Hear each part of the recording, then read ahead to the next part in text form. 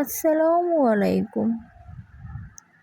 আজকে আমি আপনাদের সাথে শেয়ার করব কিভাবে আমি বড় নকশি কাঁথাগুলো সেলাই করি। বড় নকশি কাঁথাগুলোর মধ্যে যে সোজা দাগ কাটা থাকে সেগুলো আমি হাতে ধরেই সেলাই করে থাকি। আর যে ফুলের ডিজাইনগুলো থাকে সেগুলো আমি এভাবে ফ্রেমে আটকে কাজ করে থাকি।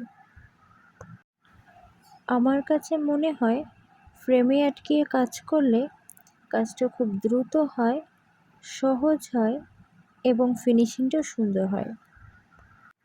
যেহেতু এটি বড় নকশি কাঁথা সেহেতু নাড়াচাড়া করতেও সুবিধা হয়, ঘুরিয়ে ঘুরিয়ে কাজ করা যায়। এই ডিজাইনটা আমি সহজ সেলাই কাঁথা স্টিচ দিয়ে করব। নকশি কাঁথার প্রি অর্ডার নিয়ে থাকি। যারা আর্ট করা নকশি কাঁথা নিতে চান তারা 7 থেকে 10 দিন সময় নিয়ে অর্ডার করবেন। আর যারা বড় নকশি কাঁথা নিতে চান তারা 25 থেকে 30 দিন সময় নিয়ে অর্ডার করবেন।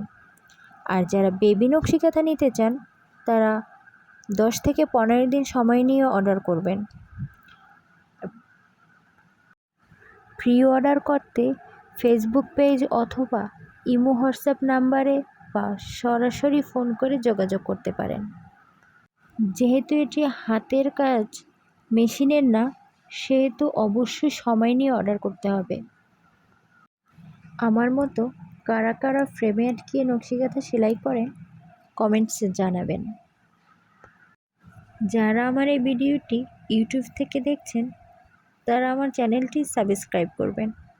আর যারা ফেসবুক পেজ থেকে দেখছেন তারা কমেন্টস করে জানাবেন এবং একটি লাইক দেবেন। সবাই ভালো থাকবেন। আল্লাহ হাফেজ।